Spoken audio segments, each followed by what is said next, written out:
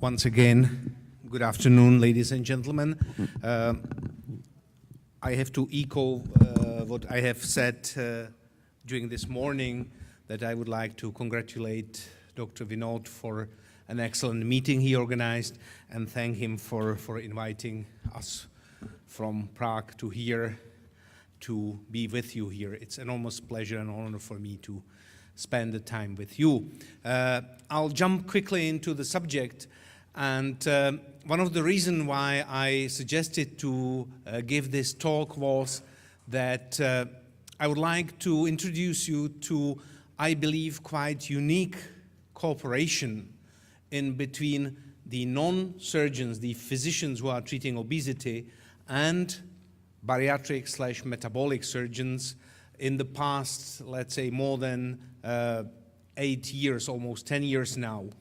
And this quite unique cooperation on European level ended up in guidelines creation, and the guidelines were created with a joint effort and alignment of the both big groups that are gathered within EASO, which stands for European Association for Study of Obesity, which is the Physicians' Scientific Society, and the IFSO European chapter. So, first of all, just a brief history, 2 slides of a history. The groups started to cooperate together very closely in 2006 and 2007, and the result of the cooperation was creation of so-called interdisciplinary European guidelines for surgery of severe obesity. And the guidelines were published elsewhere in peer-reviewed journals during the 2007 and 2008. The cooperation did not end up with writing the guidelines, but continued with joint medical surgical workshops during different occasions at different meetings. And one of the meetings, as I mentioned, is going to be held in May in Prague again. And this cooperation established a truly lively platform for debates and exchange of ideas, both from the, we call that, conservative treatment of obesity and the surgical treatment of obesity. So in 2013, a new set of European guidelines, second edition basically, was released. And the guidelines are called, the second edition is called Interdisciplinary European Guidelines on Metabolic and Bariatric Surgery, and was again published in Obesity Surgery Journal, as well as the Obesity Facts, which is the flagship of EASO. The journal deals also with the topics of obesity and related comorbidities. So what's new and what was the development from the very beginning, 2005, 6, and 7, when we firstly worked together with the non-surgical part of the scientific society? There is an evolution, as you can see in the title of the guidelines. And the evolution goes from focus on weight loss in 2006, because the guidelines were then entitled as Interdisciplinary European Guidelines for Surgery of Severe Obesity, to 2013, when the guidelines are renamed to Guidelines on Metabolic and Bariatric Surgery. So surgery for severe obesity was not the focus anymore, and there is pointed out the metabolic and bariatric surgery. So that's the first change even in the title. Then the former classification of operations, which were basically divided into 2 or 3 categories, the restrictive, malabsorptive, or better to say, limiting stomach capacity and limiting absorption of nutrients and combined procedures, was considered not that accurate anymore.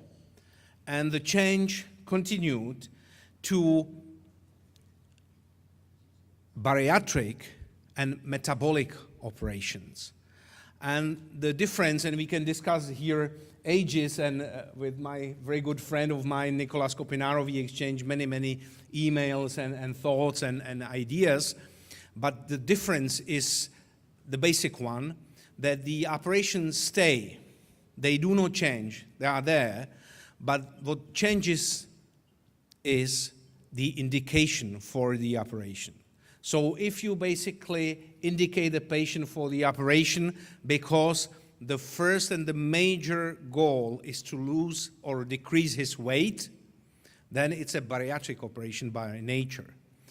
If, however, the patient, regardless his weight, whether he is obese, third degree, or he is only mildly obese, is indicated for the surgery because the primary focus of the treatment is treatment of his metabolic disorders, type 2 diabetes, hypertension, and all these things, then we are embarking on metabolic surgery.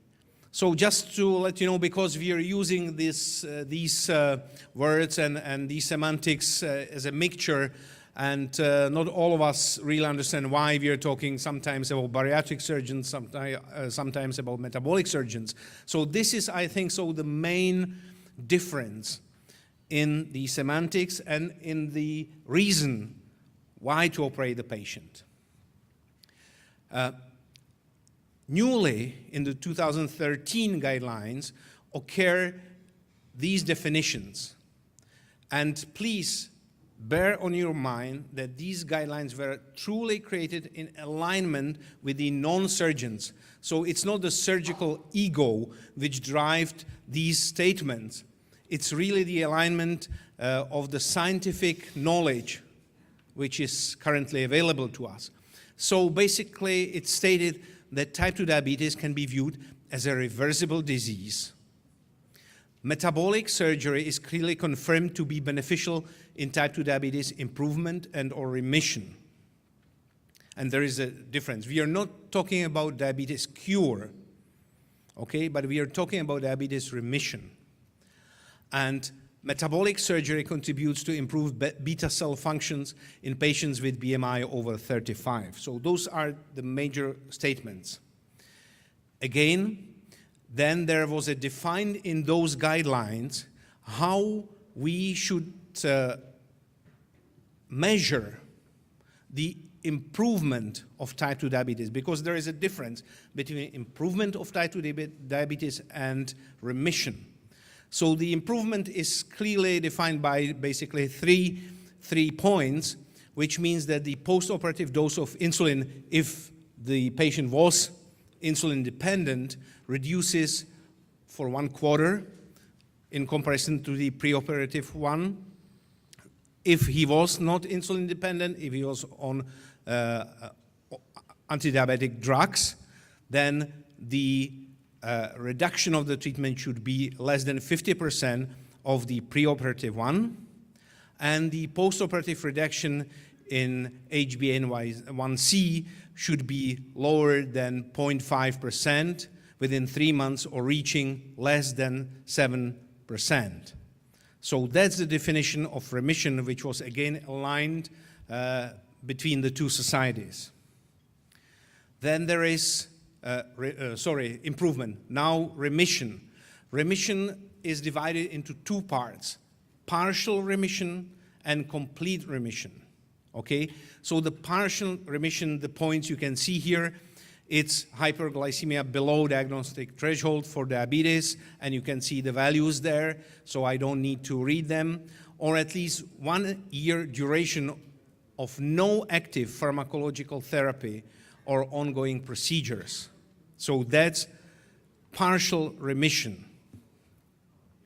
If we go further than complete remission, when we want to refer as the bariatric surgery that induced complete remission of type 2 diabetes, these conditions have to be fulfilled. Normal glycemic measures, at least 1 year duration is the same, and prolonged remission means that the complete remission lasts at least 5 years and onwards. So I think those are very important criteria in regards of publishing and exchanging information among the physicians, obesitologists, diabetologists, and others, and the metabolic or bariatric surgeons. So they are pretty simple. If we stick with them, I mean, all of us will be referring to the same thing. There is another paragraph on the post-operative medication of type 2 diabetic patients, and it said and it stressed that the medication should be with no delays adjusted post-operatively to minimize the risks of hypoglycemia. This paragraph, in fact, reflects the situation where we see, all of us metabolic surgeons, where we see that within a very, very short period of time, regardless the weight loss of the diabetic patients, their diabetes improves substantially. That means that we have to reflect that, and this is also targeted towards the physicians, that we have to reflect this new situation and adapt the treatment accordingly. New thing, indication criteria, apart from the well-known 35 BMI plus comorbidities or above 40, even without the comorbidities, we also addressed, I mean, we, the two groups, addressed the BMIs between 30 and 35 with type 2 diabetes. And a new and a breakthrough statement arises from these guidelines, saying that those patients may be considered for bariatric surgery, it should be stated metabolic surgery, on an individual basis, as there is evidence and data supporting bariatric surgery benefits in regards of type 2 diabetes remission or improvement in this category of patients. But please, it's not a general statement. It's a statement that those patients should be assessed individually before getting the surgery. And I hope that a lot of us know why this statement is written as it is. Okay, there also is a new stress and emphasis on patient information, and the information patient should get prior to surgery. And the patient should be informed that there is a need for follow-up and compliance, and the patient is responsible for compliance and for fulfilling the follow-ups. Okay? The patient should be also informed that there are limited potentials of the treatment through surgery. And again, this comes to my first talk during this morning, that the procedures do not fail, but the disease progresses, the disease of diabetes, the disease of obesity. So the patient should be aware of the fact that we may have to enter with another procedure later on when there is a weight regain, or when the procedure is not enough to control the comorbidity. What remained from the first edition of the guidelines, and I think so that it remained because it's good, that the decision algorithm should follow comprehensive multidisciplinary assessment. So there is no way to surgeons to grab the patients on the street, bring them in, and operate on them without a really very detailed multidisciplinary assessment. And the follow-up after the operation of the patient should be, again, multidisciplinary, and the patient should be shared by different specialties. So again, and in the guidelines, I don't want to take a lot of your time, and in the guidelines, it's clearly stated which medical specialty is responsible for what is responsible for the surgeon, and what is responsible for the physician. So it's clearly stated, but it remained from the past edition. Also, the statement that basically bariatric surgery is the most effective treatment of obese patients, it stayed and it did not change. And that the bariatric surgery, it's not standing alone, it's a part of the comprehensive treatment. So the patient should undergo a certain period of conservative treatment, of tries to lose his weight or improve his comorbidities. If this fails, or see, I said fails, but if the conservative treatment is not enough, if the patient is not under control, then surgery is a viable option for that. And also it stated that all the studies that are available show that bariatric/metabolic surgery prolongs the longevity of the patients. And I think so there is no doubt about it. And of course, not that unimportant aspect is the economical point of view, which shows that patients who underwent this kind of a intervention, surgical intervention, finally decrease their utilization of healthcare and drop in the healthcare costs of the whatever payers. What unfortunately remained, and I'm coming to the end of my presentation, is the uncertainty which procedure should be assigned to an individual patient. For many, many decades, we don't have a firm evidence-based scoring system. It would be ideal to have a scoring system and you score the patient and he gets 10 points, he goes for BPD, he gets 3 points, he goes for sleeve. There's nothing like that, and everything is based on experience of the multidisciplinary team cooperation and on the feedback the indicating team gets from a long follow-up of number of patients they go through their outpatients departments.